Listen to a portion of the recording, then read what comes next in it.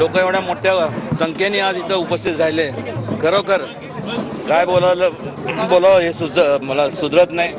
पण एवढंच कालही मी जनतेचं होतं, आजही आहे आणि भविष्य काळात जे जे म्हणून माझ्याकडनं लोकांच्या हिताचे जे कामं असतील त्यांचे अडीअडचणी सोडवण्याचं काम हे मी निश्चितपणे करणार. महाराज काय सांगाल, आज यादी जाहीर झालेली नाही, नाव जाहीर झालं नाही, तरी एवढ्या मोठ्या प्रमाणात हे शक्ती प्रदर्शन म्हणजे हे विरोधकांना एक इशारा आहे. एक लक्षात घ्या, इशारा कोणाला नाहीये.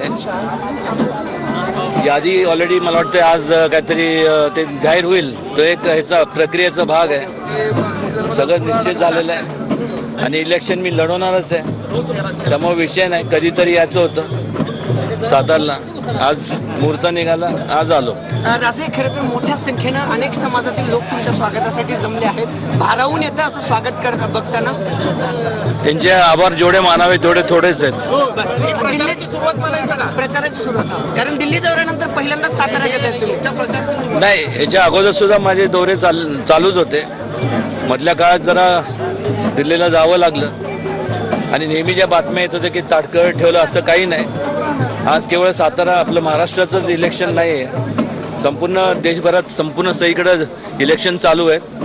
त्यामुळे वेगवेगळ्या राज्यातले पहिल्या टप्प्यातले, दुसऱ्या टप्प्यातले, तिसऱ्या टप्प्यातले जे काय टप्पे आहेत, त्यामुळे पहिल्या टप्प्यातल्या अनेक ठिकाणी जे तेढ जे निर्माण झाले होते वेगवेगळ्या पक्षांमध्ये, महायुतीमध्ये जो तेढ निर्माण झाला होता ते सोडवण्याचं काम झालेलं आहे आणि आता मला वाटतं त्यात कुठल्याही प्रकारची शंका उरलेली नाही आहे. आमची बैठक झालेली नाही, उद्या आम्ही जाहीर करू.